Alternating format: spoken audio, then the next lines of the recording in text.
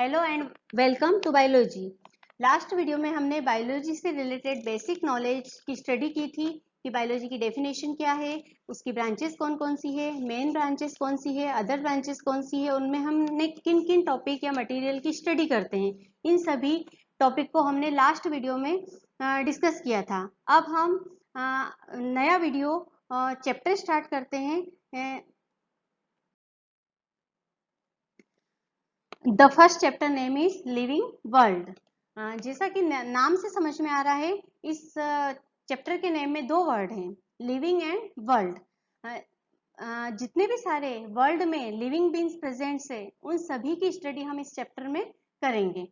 What is living? Living beings के characters क्या होते हैं? तो व्हाट इज लिविंग, अगर हम लिविंग बींग्स की बात करें तो हमारे माइंड में सबसे पहले ये बात आती है कि वो चलने वाला होगा, लेकिन प्लांट्स तो स्टेब्लिश होते हैं, वो तो चल फिर नहीं सकते। तो फिर अगर हम बात करें बायोलॉजिकल डेफिनेशन की, तो बायोलॉजिकल डेफिनेशन में वो कौन कौन से कैरेक्टरिस्टिक्स होंगे जो जिन्हें हम कहेंगे कि हाँ ये लिविंग बींग्स शो करेंगे।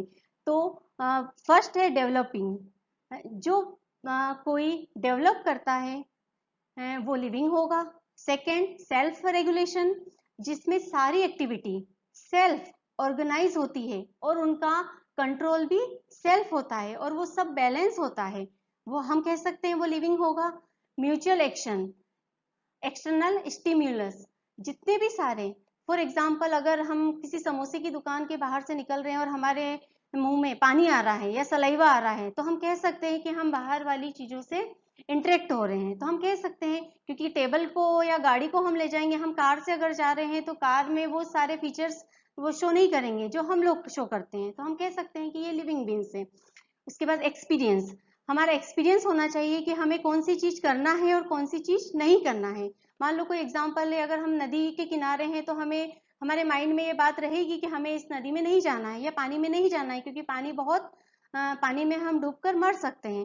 तो एक्सपीरियंस हमारी होना चाहिए हमें सारी चीजों का, कि हमें कौन सी चीजें करना चाहिए, कौन सी बातों को नहीं करना चाहिए। नेक्स्ट है हमारा सेल्फ रेप्लिकेशन। सेल्फ रेप्लिकेशन, अपने जैसे नई जनरेशन का प्रोडक्शन करना, इसी को हम कहते हैं सेल्फ रेप्लिकेशन। तो ये सारे कैरेक्टर अगर हम देखें, ये सारे कैरेक्टर जो जो पार्ट्स शो करेंगे, उन सभी को हम कह सकते हैं कि हाँ ये लिविंग बींग्स में इंक्लूड किए जा सकते हैं। लिविंग बींग्स में हम अगर बात करें इंक्लूड करने की, तो जितने भी सारे ग्रीन प्लांट्स है, ऑल एनिमल्स है, एंड माइक्रोब्स। माइक्रोब्स मीन्स जो माइक्रो ऑर्गेनिज्म है, उन सभी को हमने लिविंग बींग्स में इंक्लूड किया गया है।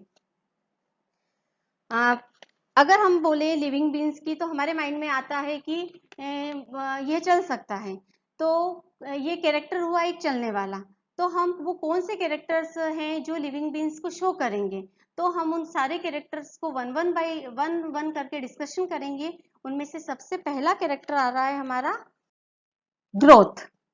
ग्रोथ कैरेक्टर हमारा फर्स्ट कैरेक्टर है जो लिविंग बीन शो करता है। ग्रोथ, अगर आप बात करें ग्रोथ की, तो ग्रोथ जितने भी सारे लिविंग बीन्स होते हैं वो ग्रोथ या तो साइज में करेंगे, या हाइट में करेंगे, या नंबर में करेंगे। तो तीन टाइप से हमारी ग्रोथ हो रही है। तो अगर हम साइज का एग्जांपल देखें, तो एक हॉर्स है जो धीरे धीरे उनकी साइज या उसकी हाइट में ग्रोथ हो रही है, तो हम कह सकते हैं कि ये ग्रोथ है। हम उस ग्रोथ को बाहर से देख के आइडेंटिफाई कर पा रहे हैं, तो हम ये कह सकते हैं कि ये एक्सटर्नल ग्रोथ है। अगर हम बात करें वेट की, तो कोई एनिमल 10 kg का था और कुछ टाइम बाद उसका वेट 20 kg हो गया, तो हम कह सकते हैं कि उसमें ग्रोथ हो रही है, क्योंकि उसके नंबर ऑफ वेट में इंक्रीज हो रही है। नेक्स्ट हमारा ग्रोथ का हम एक और एग्जांपल लिविंग बीन्स में देखते हैं कि हम एक प्लांट लेते हैं और कुछ टाइम बाद एक रिक्वायर्ड कंडीशन अगर उसको अवेलेबल होती रहती है, तो धीरे धीरे प्लांट हमारा ग्रो करने लगता है। तो इस टाइप से साइज और वेट में अगर ग्रोथ हो रही है, इंक्रीज हो रही है, तो हम कह सकते हैं कि वो ग्रोथ कैरेक्टर शो करता है और लिविंग बीन्स में वो इंक्लूड है। कुछ ऑर्गेनिज्म ऐसे होते हैं जो नंबर में इंक्रीज होते हैं। For example amoeba. Amoeba unicellular organism है और ये नंबर में ग्रोथ करता है, तो हम कह सकते हैं कि ये लिविंग बीन्स का कैरेक्टरिस्टिक्स है। अगर हम इस डायग्राम की स्टडी करते हैं तो इसमें एक पेरेंट सेल है जो अमीबा की है, वो पहले अपनी बॉडी स्ट्रक्चर को इंक्रीज करेगी। बॉडी स्ट्रक्चर को इंक्रीज करने के बाद वो रिप्रोडक्टिव फॉर्म में आएगी। रिप्रोडक्टिव फॉर्म में सबसे पहले डिवीजन जो होगा हमारा वो न्यूक्लियस का होगा। तो सबसे पहले न्यूक्लियस डिवाइड होगा और फिर बाद में साइटोप्लाज्म का डिवीजन होगा।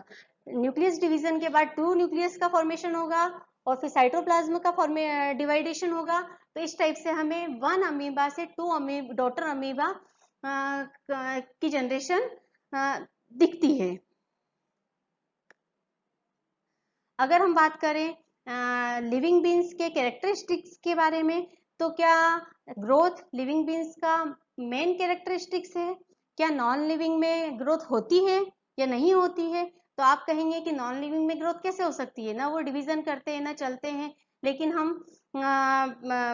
हम देखते हैं कि जितने भी सारे माउंटेन्स होते हैं वो रेत के टीले, सैंड और ये एरिया होते हैं, या स्नो माउंटेन्स होते हैं, बर्फ जो कंटिन्यू माउंटेन्स पर स्टोर होती रहती है, तो हम कह सकते हैं कि वो भी अपनी साइज में इंक्रीज हो रहे हैं।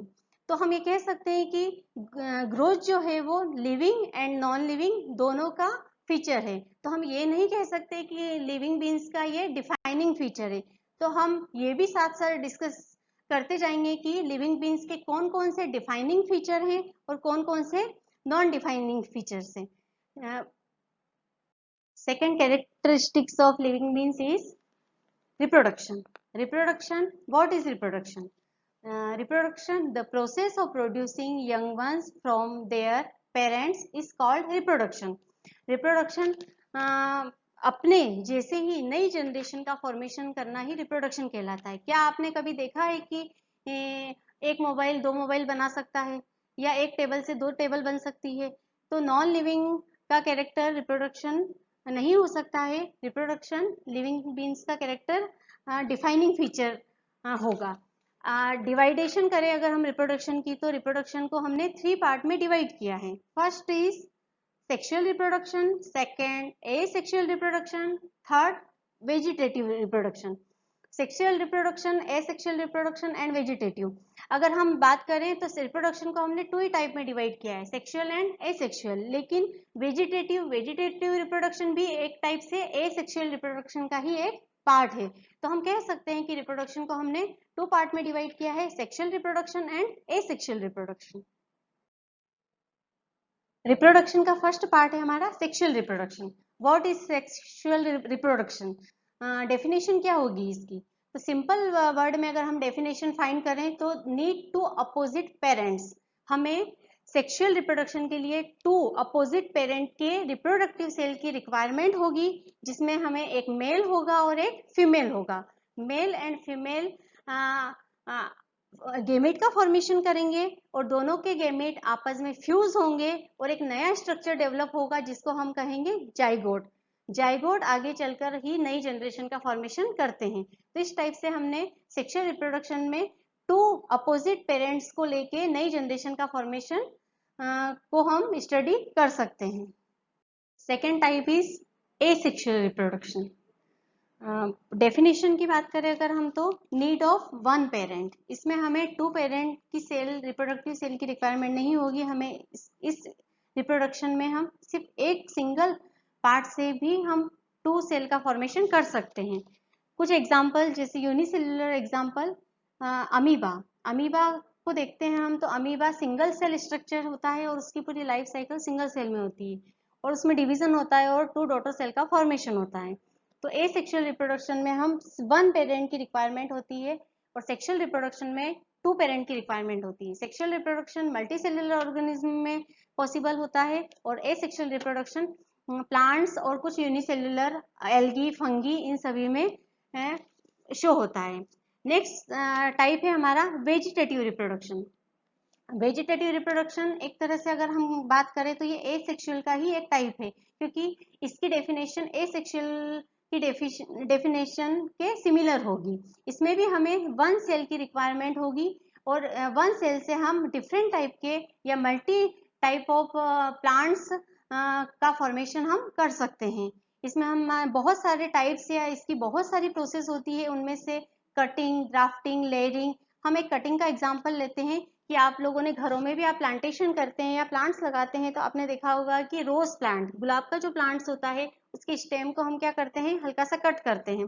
कट करने के बाद उसको सॉइल में लगा देते हैं, तो उससे उसका नई नई जनरेशन या नए नए प्लांट्स या नई नई लीव्स ग्रो करना स्टार्ट हो जाती है। उसी टाइप से ग्राफ्टिंग में हम कुछ पार्ट्स को लेकर सॉइल में डीप कर देते हैं और वहां से फिर नया प्लांट्स डेवलप होता है। फिर लेयरिंग, हम उसमें कुछ पॉलीथीन या कुछ सॉइल की लेयरिंग कर देते हैं। कुछ ऐसे प्लांट्स में आपने अगर प्लांट्स का स्ट्रक्चर देखा होगा तो प्लांट्स के स्टेम को अगर हम ध्यान से देखते हैं तो उसमें बीच बीच में कुछ नोट्स होते हैं, कुछ इंटर नोट्स होते हैं, जहां से नई नई जनरेशन या नई नई लीव्स का फॉर्मेशन होता है। तो वहां पर हम कुछ सॉइल का फॉर्मेशन कर देते हैं या सॉइल की लेयरिंग कर देते हैं, जिससे कुछ टाइम बाद ही वहां पे नए लीव्स ग्रो करना स्टार्ट कर देते हैं।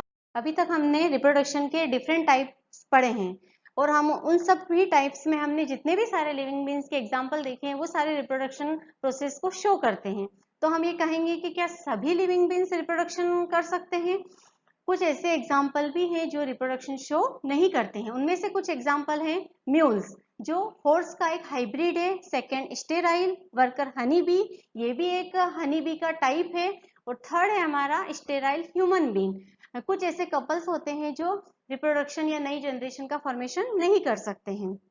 तो हम ये कह सकते हैं कि हमारा रिप्रोडक्शन वाला जो कैरेक्टरिस्टिक्स है वो हमारा डिफाइनिंग फीचर नहीं है, क्योंकि इनमें से कुछ लिविंग बीन्स इस कैरेक्टर को शो नहीं करते हैं। इस वीडियो में हमने ग्रोथ और रिप्रोडक्शन से रिलेटेड टॉपिक को डिस्कस किया है। इससे आने वाले वीडियो में हम आगे नेक्स्ट फीचर्स के बारे में पढ़ेंगे। इस वीडियो से रिलेटेड आपको जो भी क्वेश्चन या डाउट्स हो वो आप कमेंट्स बॉक्स में जाकर कमेंट्स कर सकते हैं। Thank you.